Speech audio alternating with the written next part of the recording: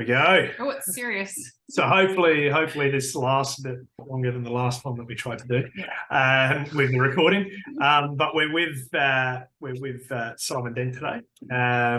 Simon, I guess I'll put your LinkedIn in maybe the show notes, but I guess briefly, just give us the cliff notes of your career and to get to where you're at and who you are.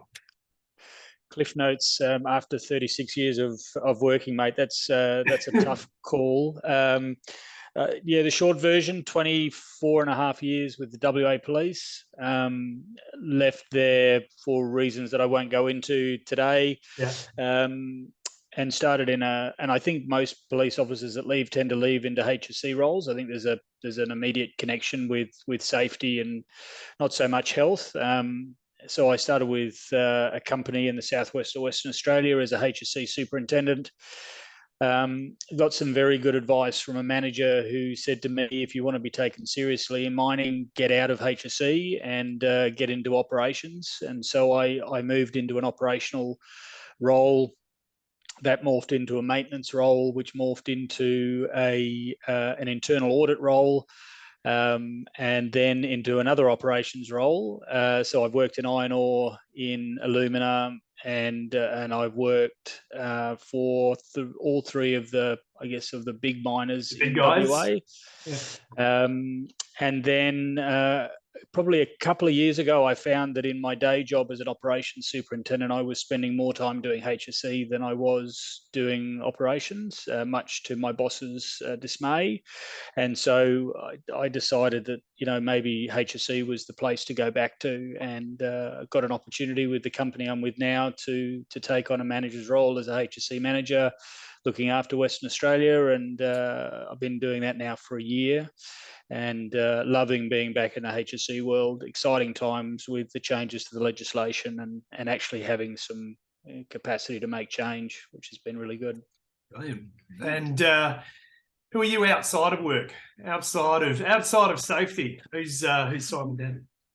Someone asked me this the other day. They said, what do you do in your spare time? And as soon as I said I have 6 children and 3 grandchildren, they said, well, that answers that question. Look, I don't have a lot of time outside of I've got 4 grown-up kids, 2 step boys with my new partner. I've got 3 grandchildren with another one on the way. Oh, wow. So, my downtime is stuff with the kids, sport, playing with the grandies.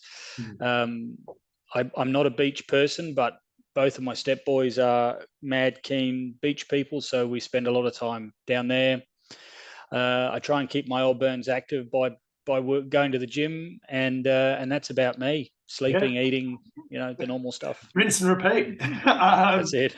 Exactly. So coming out of the police force, and it's interesting moving into that superintendent role. What's the biggest learning that you'd pass on, Simon, to yourself if you could go back again to your younger self? What would that advice be? Yeah, that's actually quite an easy question to answer. I suffered for the first 2 years of my career with imposter syndrome, which is, very real, particularly when you move out of an environment. So I moved out of a job where the customer was never right into an environment where the customer is often right. And so it takes a complete mind shift change to be, how you approach conversations, how you deal with conflict. Gone were the days where if someone really upset me, I could lock them up. That was no longer an option. So I think just trust that you have the capability. If I'd trusted myself more in my first couple of years out of the police force, I don't think my career would have been different. I just think it would have moved along faster, because I didn't trust that I actually knew what I was doing for quite some time, because mining is so different to policing. And like I said, the first 2 years I suffered with imposter syndrome, and it lessened over time. Who's, you sort of say that about the imposter syndrome. Who's been an influence on you in your professional life? Yeah, that would be one of my very first managers who I actually am still in contact with. Interestingly, his dad was a long-serving police officer. Not that I knew him at all, but there was, I guess, that connection. Mm. And he was the guy that showed me that. I mean, he had faith in my capability, gave me opportunities that others wouldn't, and that enabled me to trust myself because of that. So he's still a mentor to me. I ring him now when I'm making difficult decisions, or if I'm seeking advice, particularly around leadership. He's a very strong exponent of leadership and leadership culture, and so I go to him if I'm struggling with a problem. Yeah, it's a really good point. I mean, what is leadership to you? What does that look like to you, and how do you lead? How do you lead teams? How do you lead as an individual? I think you've got to be true to your values. So be very be aware of what your values are, and I unabashedly stole my values if I needed to articulate them from the police, which was fairness, honesty, respect, integrity, empathy, and openness. So those are the values that I stick to, and if you can apply those in your leadership space, empathy in particular. I'm very vulnerable with my staff. I allow them to know a lot about me and my journey, and what it takes to do the job that I do, and understanding the job that they do. I used to be quite an autocratic leader, and I know that. That's something that's really changed since I left the police force. I guess now it's I'm much more difficult to do in private industry, right? Yeah, well, yeah, there's definite examples of it around the place. So, there are still leaders that rule by fear. In fact, my first GM ruled by fear, and he always used to say, "If you're not fired with enthusiasm, then you will be fired with enthusiasm." And so that was one of the first meetings I had with the man when he told me that. So I tried to be the leader that is in all of those things. I try to engage. I try to understand where my team's coming from, what makes them work, and I show them what my values are. And integrity in particular is really important to me. So doing what I say I'm going to do and making their lives better, and working to develop them the best way that I can. I always said that the day that my team leave me, so long as they're leaving to do something that they want to do, then I've been successful. So I guess that's probably the easiest way to wrap up what leadership is to me. What do you, sorry, I'm firing off. Yeah, no, I was like, getting ready. But, what do you look for, I guess, in hiring safety professionals? Those key qualities that you look for. It's really tough. We have a really imperfect system for hiring people, right? We get them to come on, write that keeps me in a job. Sorry, come on. You never let me finish. Right up until you hire a great recruiter is what I was going to say. Yeah, I mean, we ask people to put a few words down on paper, and then we spend 40 minutes talking to them in an interview, and that's supposed to be the basis for making a decision. I often look for what my team is missing to determine what I need. And I won't say being guilty of, I have on many occasions hired people that have absolutely none of the skills that I actually need, but none of the practical skills or the learned skills that I need, if I'm focused on a softer skill that I desperately need within my team, because the rest of it can be developed. If I needed an ESO, for example, one of my greatest hires was a guy that had never done any ESO, emergency response work, at all, but he had this amazing capacity to bring teams together under and give them direction. And so I put him on a firefighting course, and I put him on a medics course, and I put him on a working at heights course, and I taught him all that stuff, and he repaid me tenfold with his capacity to manage my teams on my behalf. So what do I look for? Obviously having some experience is a good thing. Not always, again, depending on what you're trying to achieve in your team.